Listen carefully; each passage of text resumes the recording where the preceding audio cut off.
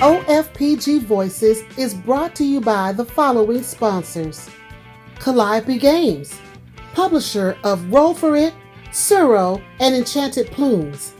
They publish tabletop games for players of all ages and skill levels. Their games are crafted to inspire laughter and fun. Board&Dice. Board&Dice designs and publishes family and strategy board games. Two of their most recent releases, Origins First Builders and Mandala Stones. They recently announced their Ally program, primarily aimed at welcoming and supporting people of color and the LGBTQ+ community in the hobby. Rose Gauntlet Entertainment, publisher of the upcoming game Keystone North America, available on pre-order. Rose Gauntlet Entertainment believes that games are for everyone and that their greatest purpose is to bring people together. Modiphius Entertainment is a British entertainment publisher of the upcoming game Skyrim Adventure Game and their latest release, Fallout Wasteland Warfare. Known for publishing role-playing games, board games, miniatures, novels, and cool accessories. Bezier Games, publisher of Maglev Metro. Their Maglev Metro Maps expansion is currently on Kickstarter until May 3rd. Being released this summer, Cat in the Box and Sink or Swim. Available for pre-order now at BezierGames.com. Brotherwise Games, publisher of Overboss, a Boss Monster Adventure, Dragon Prince Battle Charged, and A Call to Adventure. Their new game, Castles by the Sea, will be on Kickstarter April 19th to May 5th. Hi everybody, I'm Starla. I'm Mick. And we are Our Fan Plays Games. Voices, yeah. And we are on episode 8. 8? Yes. We are marching. Yes, we are. We're marching. And it is spring. Spring. There is spring in the air. Don't feel like spring. Don't feel like it's still cold here in Omaha.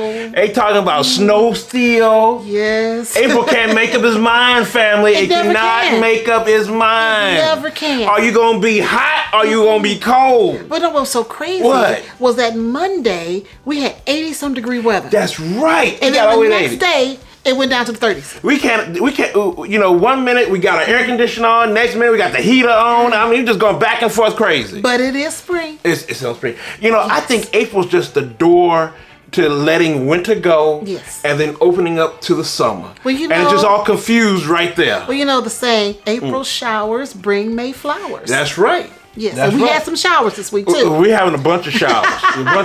But I'm glad spring is here. Spring is here. Even though I love the snow, spring is cool. And we are continuing our theme of spring with this week's contributors. Yes. So we have Panda Talks with Amanda Panda. Yeah, Amanda Panda. Yes. And then we have How to Play with Aaron from GameEnthus. The man. And then we have Designer's Corner with Fertessa Allyse. Yes. She's going to give us some wisdom, y'all. Wisdom. And then, of course, we have our favorite trio. The Fun Bunch. Talking Games. Yes. Yes, they are. The Fun Bunch. With Maggie, Megan, and Chris from We're Playing Games. Yes. So buckle up, everybody. Stay tuned. We'll be back in a second. But first, we're going to hear from Starla about some good human talk. Hello, everybody. Welcome back to Good Humans. Now, this week, we're going to talk about truth. Now, good humans are people who want to be good humans, respect and believe in truth. I think sometimes too often we get caught up in things that are not true and we spread what they call fake news. That's not what a good human does. We believe in truth, we respect truth, and we want to perpetuate truth in everything we do. So when we see somebody or we meet somebody new, we don't let a bunch of stereotypes that are not based in truth deter us from being a good human to that person. Now, the definition of truth is the state of being the case. And we got to think about it, the case. What is the state of being the case? When you meet somebody you've never met before, they come to a gaming event, or you just meet them on the street, the one thing you know is true is that they are human. Everything else is a stereotype or an opinion or some perceived description in your head or something you made up about this person, but you have no factual basis to say that that is true until you get to know that person. So I would love it if we could all be good humans and just focus on truth for a change. This world would be such a better place if people could learn to tell the truth, respect the truth, and act on truth. So that's my word for you today is truth, and being a good human, respecting truth. As you know, we here at OFPG Voices, our goal is to make this world a better place, one board gamer at a time. So please, board gamers, take truth from this message and share it with everybody else. Have a great day. Hello everyone, in this episode of Panda Talks, I'm going to be talking about 5 games that I haven't been able to get to the table but really want to play. First one is Mansions of Madness. Whether you have the first edition or the second edition, this is a huge game. It usually takes about 4 hours for me and my friends, which is why it hasn't really gotten to the table yet. But oh my gosh, it's so fun. The app really makes it very immersive. You really feel like you're exploring and just random things will pop up and you have to go fight people, and it's such a fun game. I really wish I could get this more to the table more often. It's just a long game for me and my friends. The next one is Kingdom Rush. Now this game I don't even know. This is a borrowed copy that I haven't been able to play yet. But oh my gosh, I've heard such great things about it. It's a tower defense and you are heroes and it's a puzzle game, and oh my gosh, this is the type of game that I really want to play more often. So I'm very excited to try and get this to the table. But it's a huge box. Look at that. Next one is Dinosaur World. Oh my goodness. This I demoed and I've played online, but I haven't been able to play. I mean, look, it's still in shrink.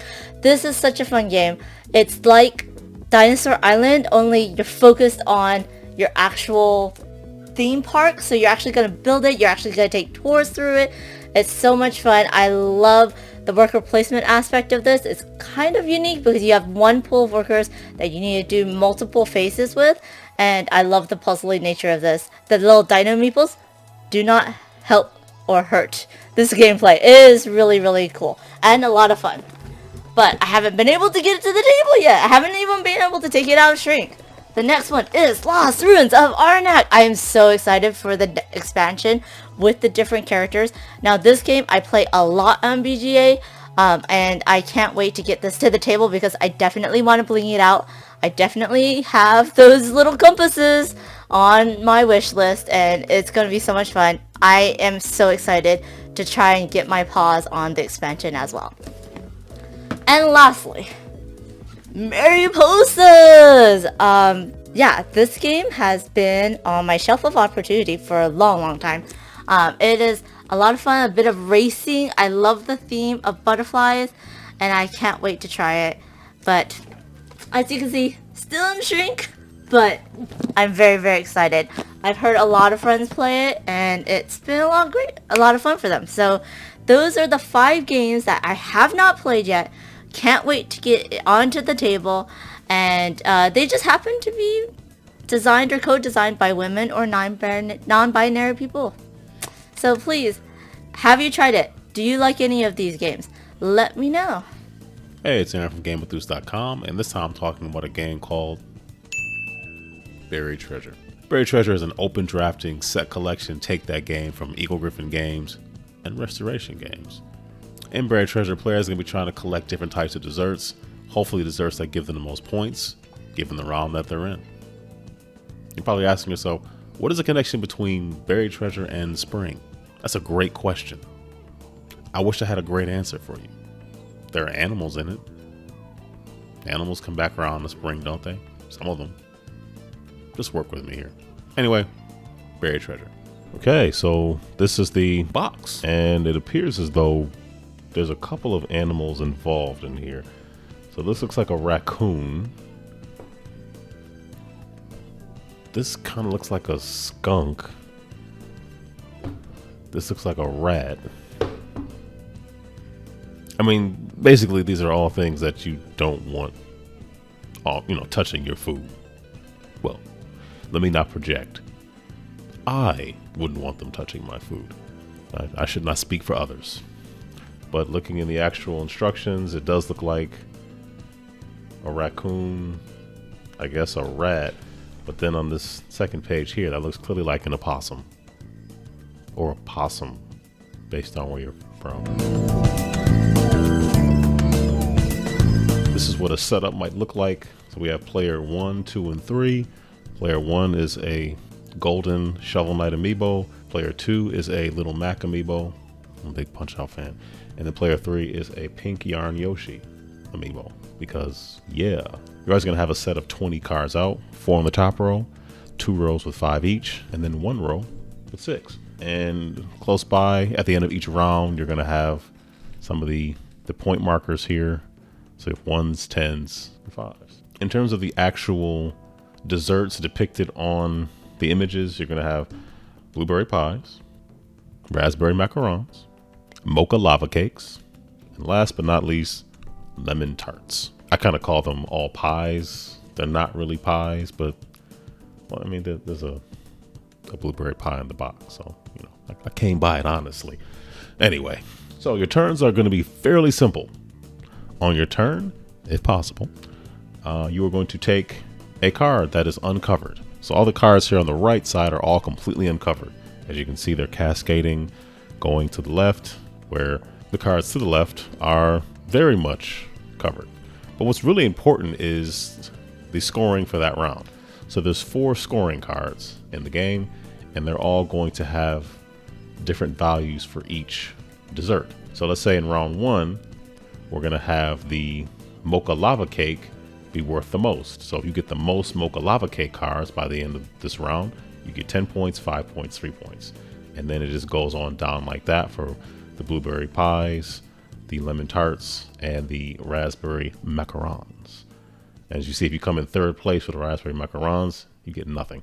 Wow. So maybe don't come in 3rd. What's also interesting about Berried Treasure is there are no ties. So let's say 2 players in this round. Let's count. Let's see, 1, 2, 3, 4, 5.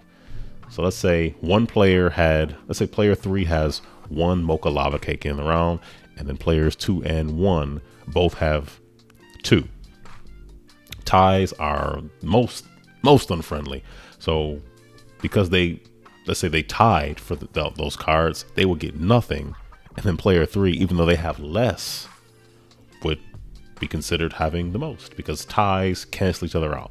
So if you tie someone, you may as well not have that card at all. Ouch. Ties can definitely do you in. And then each round you would just pick another one and then move on from there. You kind of just shuffle them up or whatever, so you don't know which one is coming next. You're building up essentially just a collection of different dessert cards that you're going to keep them for all 3 rounds. You're just going to keep whatever you have, but then they're worth different points. So even if you have the most lemon tarts at the end of this round, you don't get a whole lot of points, but there's a card in here where lemon is going to be at the top. So you might put yourself in a better position for a subsequent round. So this would just kind of set out for everybody to see. I'll just put it here in the interest of space. Let me actually do it like this. And then adjust it slightly. Adjust it again for no apparent reason. And then 3rd time's the charm. Don't judge me. Okay, the rules say if your name is Suzanne Sheldon, shout out to Suzanne, you go first. If your name is not Suzanne Sheldon, then the player who most recently ate pie would go first. So let's say the golden Shovel Knight amiibo most recently ate pie. You didn't see anything. Player 1's going to go ahead and take their turn. So they're going to grab this card. And it says more on it. But what more allows you to do is more allows you to take another card of the same type that's also exposed. So this lemon tart card here is not covered by anything. So player 1 could take this card as well. Player 2, Little Mac. So what the paws mean are the various animals that you saw in the box, and the possum, opossum, rat, raccoon, all those animals that I would not want to touch in my pie. What they allow you to do is they allow you to swipe the same type of card from an opponent. So player 2 took this card with the 1 paw on it. That means they're able to swipe 1 lemon tart card from someone else. So they're going to swipe it from player 1 because why not? So the paws that you swipe, the number of paws on the card indicate how many cards you can swipe. So if somebody had 3 blueberry and you take that card, you could take 3 blueberries from 1 player. Dang. Player 3 is going to take a look up here and figure, hey, let me get this blueberry, because as you can see, there's not that many blueberry. And the game will continue on this way.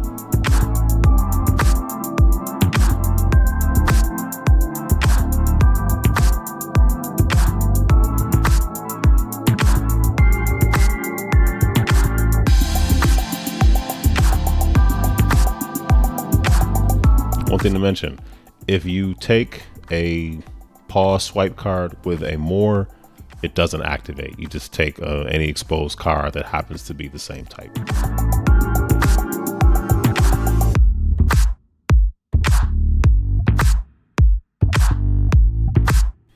All right, and that would be 1 round.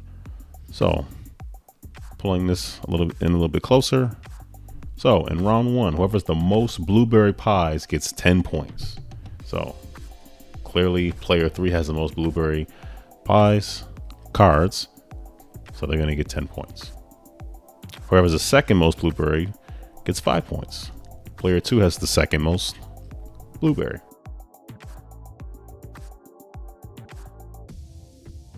And now this scoring card is out of the game, and you will move on to the next one. So now for round 2, the mocha lava cake is worth the most, then blueberry pies, then lemon tarts, and then raspberry macarons. You play a total of 3 rounds in the game, meaning one of these cards will not be played with. It's probably best to not show what the other cards are, so people are only planning for the round that they're in, not for the subsequent. You want to live in the now, And whoever has the most points at the end of round 3 wins the game. There is a 2-player mode. However, I'll leave that up to you to discover on your own. Oh, wait, it's upside. While baked goods resting on a windowsill might have been a stretch for the spring, the animals trying to eat it weren't. So, just that. Anyway, if you play Berried Treasure, I hope you enjoy it. Thank you once again for watching. Until the next time. Hello, this is Fertessa Allyse, and today I want to delve back into how to create your first board game. Now, a couple of episodes ago, I started talking about finding the core identity of your game and establishing what that is. In today's episode, I want to delve a little bit deeper into that, and I want to go into capturing the magic moment. Now, imagine this. You've walked into a board game store and it has wall-to-wall board games, any game you can think of. And you have no particular game you're looking for, you just want to browse. So you're walking around and all of a sudden one game stands out to you. To me, that is the same process that happens when we are deciding to make a board game. You have all of these thoughts just sitting on your mental shelves, and you have all these likes and dislikes, but for some reason, one of those thoughts stands out to you and they motivate you to make a board game. And it's very important to capture why that suddenly popped out to you. It's not enough to say, oh, I like hand management, so I want to make a game about hand management. Or to say, man, I love sloths, I want to make a game about sloths. That's just one layer to what made that thing appealing to you. But to really capture the moment, I feel like there are multiple layers in there. So if it was sloths, am I trying to capture their tiny little faces with their little eyes? Or am I trying to capture, the slowness of the sloth, and yet the majestic way they still get it done, Or if it's for hand management, is it the cards that I like? Is it feeling clever that I like? You really want to examine what specifically about that moment stood out to you beyond the surface level. And it's important that you do that because whenever you start creating the prototype, there's going to be a lot lost in the translation from this mental idea to a physical prototype. And that's because you are going to be distracted by answering multiple questions. Once you say, oh, I want to make a game about hand management, then the next question begins, what's on those cards? How many cards do I have? Is this game only about hand management, or are we also dealing with resources on the table? What's the theme? Should we run out of cards at some point? Is it about the scarcity, or should we share cards? Answering all these different questions that are going to ripple out from that initial idea of, I want to make a game about hand management, that is going to take you further and further away from that initial magic moment. And once you look up and you've answered all those questions, it can be very difficult to then look back and work your way back to what was magic. And that's where you kind of start settling for, it's a game about hand management, so I'll get there. So try capturing what specifically made you fall in love with that idea so that you can protect it and continue to make sure it's in your iterations as you go on. Now, when making your game, people typically start out between choosing a theme or choosing a mechanic. Once you've gotten through that first part of identifying what you want and then what made that stand out to you, you want to move into the second phase, which is researching. So, some of my favorite ways to research are looking up podcasts as well as playing through games. When you're looking up podcasts, this is more of an osmosis thing, where it feels like those game designers are in the room with you and they're just talking about board games. And just being in the room where people are discussing this thing that they love, maybe a specific topic, that's enough to kind of jog my brain and go, oh man, yeah, that's really interesting.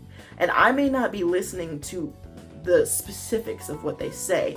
It's more like they guide my brain to even start thinking about that topic, or in that way. And then I don't hear them and I just start going off on my own tangent. But that can be a very good way for me to kind of get around creative blocks, as well as think of a different way to approach designing problems that I may have. The other thing that you can do is playing board games. And this really, really helped me in the beginning when I started making my games, because I had very little experiences with the games I did get to play. So finding a game that has the same theme or has the same mechanic that you want to have in your game is very important. And it doesn't matter if you think you'll enjoy it or if you don't enjoy it.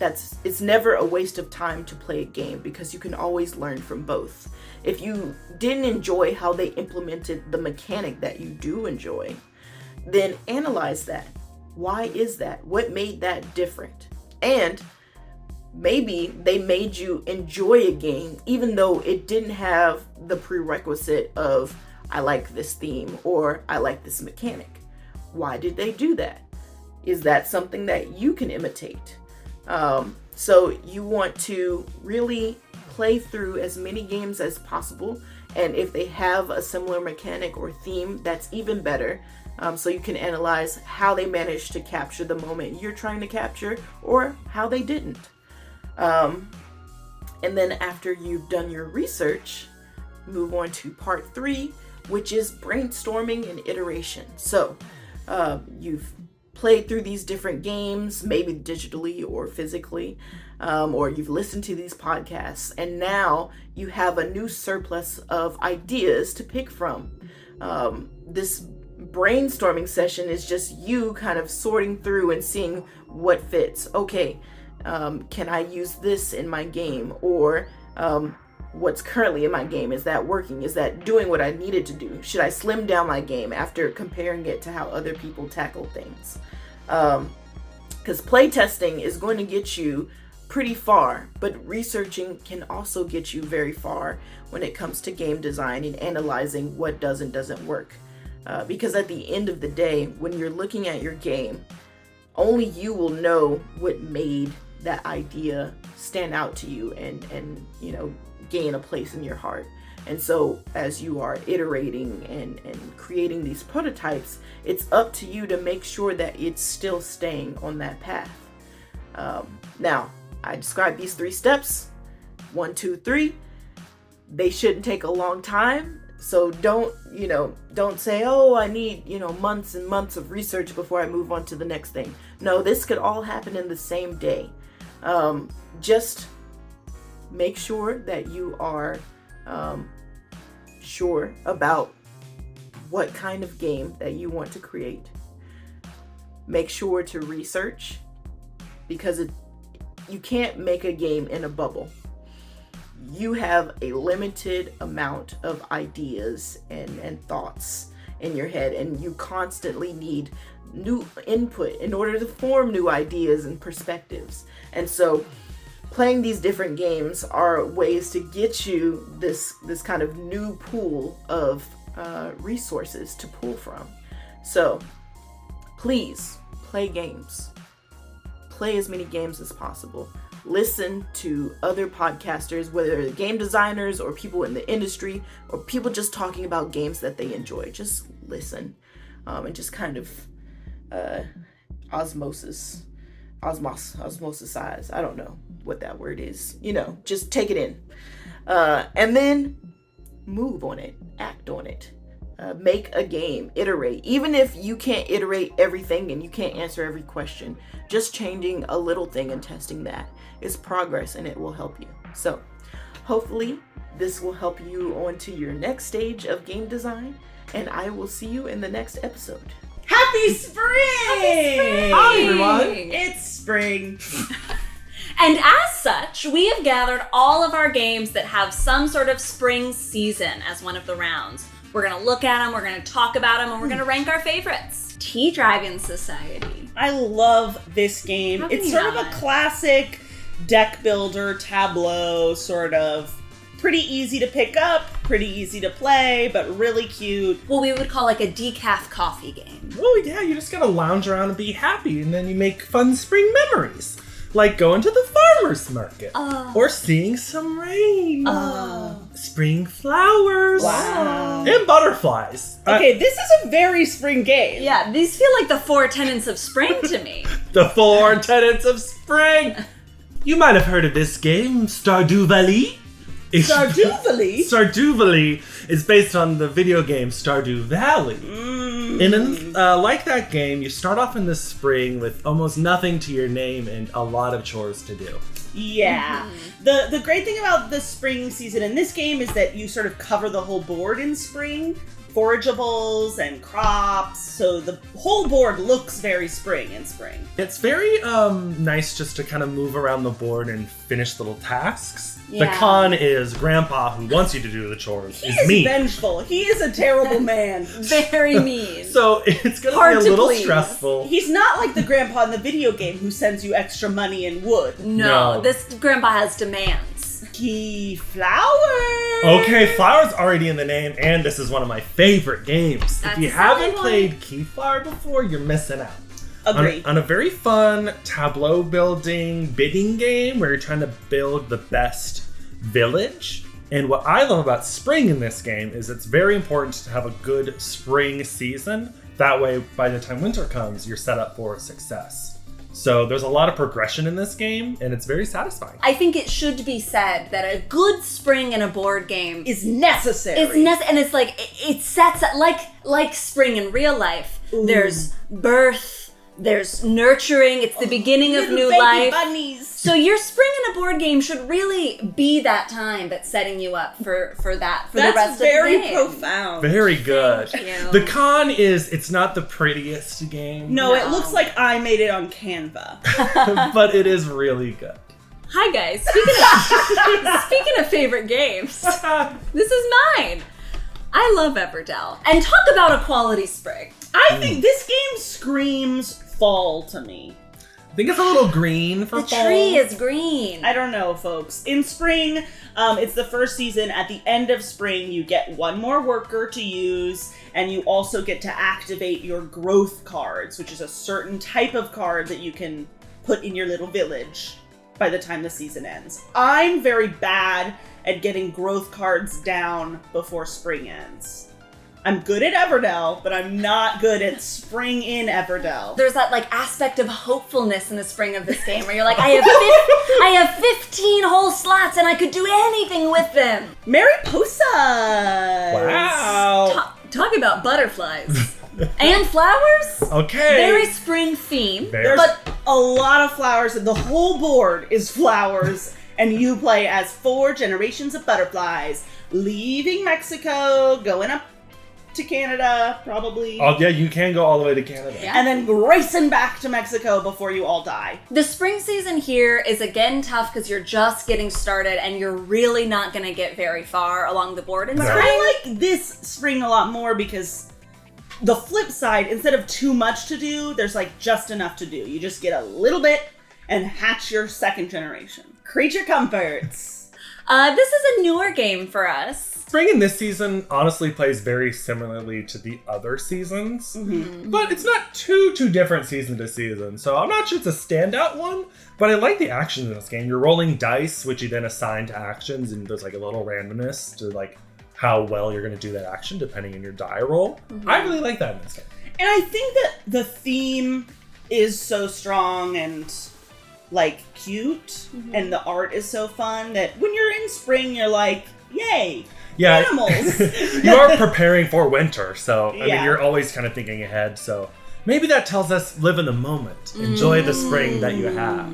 Viticulture. Is this a spring game? I think spring in this game sucks.